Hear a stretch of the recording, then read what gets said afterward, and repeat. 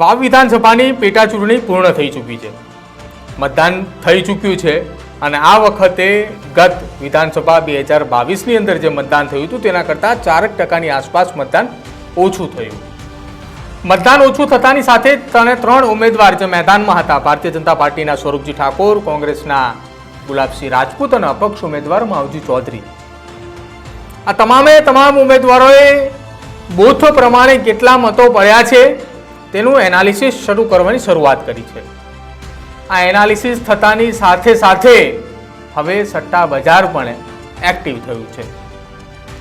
સટ્ટા બજાર એટલા માટે એક્ટિવ થઈ ચૂક્યું છે કે આ બેઠક એકમાત્ર પેટા ચૂંટણી ગુજરાતની અંદર એ વાવ બેઠક પર હતી, પરંતુ ખરાખરીનો જંગ એટલા માટે બન્યો કે આ બેઠક ઉપર માવજી ચૌધરી અપક્ષની અંદર ફોર્મ ભર્યું હતું.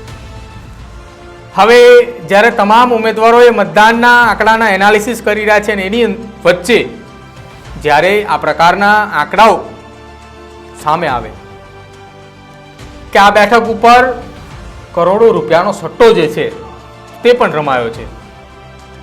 આ કરોડો રૂપિયાના સટ્ટાની અંદર જો વાત કરવામાં આવે તો અત્યારે આ બેઠક ઉપર સ્વરૂપજી ઠાકોર અને ગુલાબસિંહ રાજપૂતે તો એનાલિસિસની શરૂઆત કરી દીધી છે, પરંતુ જ્યારે માવજી ચૌધરી સાથે વાતચીત થઈ હતી ત્યારે તેને કહ્યું હતું કે હું આટલા મતોથી જીતું છું. જો કે રાજસ્થાનના એક ભુવાજીનો વિડીયો પણ સોશિયલ મીડિયાની અંદર વાયરલ થયો હતો કે માવજીબા જંગી વોટોની લીડ સાથે જીતે છે. આ તમામની વચ્ચે સ્વરૂપજી ઠાકોર સાથે જ્યારે અમે વાતચીત કરી હતી ત્યારે સ્વરૂપજી ઠાકોરે પણ સટ્ટા બજારના ભાવ જાણતા હોવાની વાત કરી હતી. સ્વરૂપજી ઠાકોરે એમ કહ્યું હતું કે મને એ માહિતી મળી છે કે ભારતીય જનતા પાર્ટીમાંથી એટલે કે મારા તરફી 40 પૈસા ચાલી રહ્યા છે, સામેવાળા એટલે કે ગુલાબસિંહ રાજપૂતની જ્યારે તેમને વાત કરી કોંગ્રેસમાંથી કે જેમના 60 પૈસા ચાલી રહ્યા છે, અને અપક્ષ ઉમેદવાર માવજી ચૌધરી કે જેમનો 1 રૂપિયો ચાલી રહ્યો છે. એટલે કે હવે સટ્ટા બજાર પણ આ તમામ ઉમેદવારોને લઈને ગરમાઈ ચૂક્યું છે. શું કહ્યું સ્વરૂપજી ઠાકોરે અમારી સાથે વાતચીત દરમિયાન એ પણ તમે એકવાર સાંભળી લો. ભાભરની અંદર જે સટ્ટા બજારની અંદર જે આંકડાઓ બોલાઈ ગયા છે, સ્વરૂપજી એ આંકડાઓ જાણ્યા ખરા કે કેટલો રેટ બોલાઈ રહ્યો છે સ્વરૂપજીનો, ગુલાબસિંહનો, માવજીભાઈનો? મૂળ રેટ એની અંદર મૂળ 38 પૈસા છે, સામેવાળાના 60 પૈસા છે અને માવજીભાઈના રૂપિયો છે. એ રીતે મૂળ બધા સટ્ટા બજારની અંદર આંકડા બોલાય છે એવું જાણવા મને મળ્યું છે.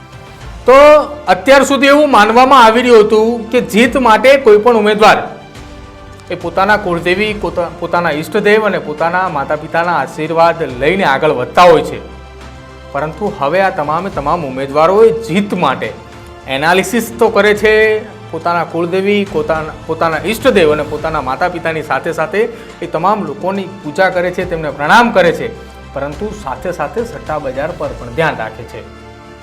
સટ્ટા બજાર પર એટલા માટે ધ્યાન રાખી રહ્યા છે કે સટ્ટા બજારની અંદર ફેવરિટ કોણ છે.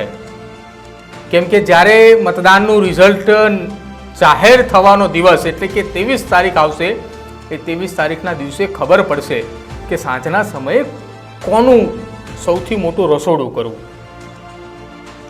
અત્યારે તો એવું લાગી રહ્યું છે કે સ્વરૂપજી ઠાકોર, ગુલાબસિંહ રાજપૂત અને માવજી ચૌધરી આ તમામ લોકોએ પોતાનો જીતનો વિશ્વાસ જે છે તે વ્યક્ત કરી રહ્યા છે, પરંતુ હજુ પણ સટ્ટા બજારની અંદર ભાવ એ ઉપર નીચે થઈ શકે છે. હજુ તો મતદાન પૂર્ણ થયું એના 48 કલાક થયા છે, પરંતુ 48 કલાક થતાની સાથે જ સટ્ટા બજારના ભાવ એ ખુલીને સામે આવી ચૂક્યા છે. પરંતુ હજુ આગામી સમયમાં એટલે કે જેમ જેમ દિવસો જતા જશે લોકો એ પોતે ખુલીને સામે આવશે કે અમે આ પક્ષ તરફ અથવા આ પાર્ટી તરફ મતદાન કર્યું છે, ત્યારે હજુ પણ સટ્ટા બજારના આંકડાઓ એ પ્લસ માઇનસ થઈ શકે છે. પરંતુ આ તમામની વચ્ચે આ ઉમેદવારો એટલા માટે સટ્ટા બજારના આંકડાઓ ઉપર પણ ધ્યાન રાખે છે કે તેમના મતોનું ધ્રુવીકરણ કઈ દિશાની અંદર થયું છે. જો એ જાણવું હોય તો એ પણ સટ્ટા બજારના આંકડાઓ પરથી તેમને જાણવા મળી શકે છે અથવા તો તેમને માહિતી પણ મળી શકે છે. આપનું શું માનવું છે સટ્ટા બજારના આંકડાઓને લઈને? આ આંકડાઓ થકી ભાજપ, કોંગ્રેસ અને અપક્ષ ઉમેદવાર માવજી ચૌધરી કોની ઊંઘ હરામ થશે આ આંકડાઓ સાંભળ્યા બાદ? જો આપ જાણતા હોય તો અમારા કમેન્ટ સેક્શનની અંદર જરૂર જણાવજો. અને સટ્ટા બજારના આ આંકડા કંઈક અલગ સૂચવતા હોય અથવા આપની પાસે કોઈ અલગ આંકડા હોય તો એ પણ અમારા કોમેન્ટ સેક્શનની અંદર જરૂર જણાવજો. અને આવા જ પોલિટિકલ અપડેટ્સ માટે આપ જોડાયેલા રહો અમારી સાથે. અમારી ચેનલ ન્યૂઝ રૂમને આપ આજે જ લાઇક કરો, શેર કરો અને સબસ્ક્રાઇબ કરો.